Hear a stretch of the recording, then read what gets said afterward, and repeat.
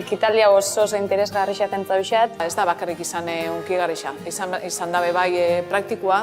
Bi lehenguzu, gazteak gota 6 urte, parrandara urten ziren, ostirela zen, eta hurrengo egunean bietako bat eskondo egiten zen. Arrasatera fantziran, joeran ibili ziren, eta goizeko 5:30 inguruan, etxera zigoaztela, istripako zuten. Jo zuten frentez beste kotxe batekin, zan Andra bat, Andrea oso gaizki zegoen, benetan apurtuta, eta bi lehenguzuak hila.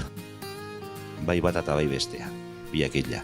Beti pentsau izan dula, niri etxa pasau behar, baina pasau lekela.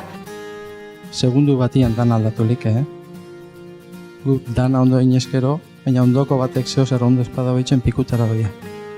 Behin da berriz esatu zuet errespetuz ibiltzeko. Errespetuz baldin magabitz, asko irabazitza dugu.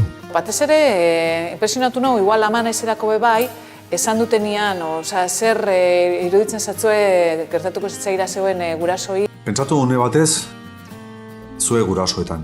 Etxean daude, ertzain edo udaltzain batek, zu istripu batean hil egintzerala esaten die. Zer pentsatuko dute? Zer sentituko dute? Kapaz izango dira aurrera egiteko bizitzan, zu gabe? Hori utzi nahu, batean oso gogorra iruditu zait.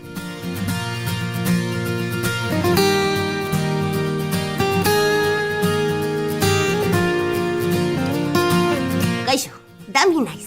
Zuetako zenbatek duzuek gidabaimena. Kaixo, egunon. Kaixo. Galderatxo bat besterik ez, baduzu gidabaimena? Ez. Asko uste xat, oso jatorra.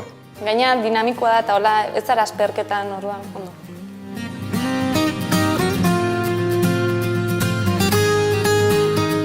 Nik kotxeko atzekaldean nindoan, segurtasun nualik gabe, ez da umetxoen eukitxorik gabe, lehen etzegolako. Nire ama zigarro bat hartzera joan zen, eta nik betikoa ez. Ama ezer, ez dakizer, eta burua altxatu zuenerako ja kamioi handi baten kontra jo genuen. Nik kotxetik amilduta atera nintzen eta hori ikusten duzuena. Emuten dozte respetua, Gidabaimenan asuntua, baina, bai. Saiatuko gara mintzat, arauak arrespetaiten eta ondo konduzien.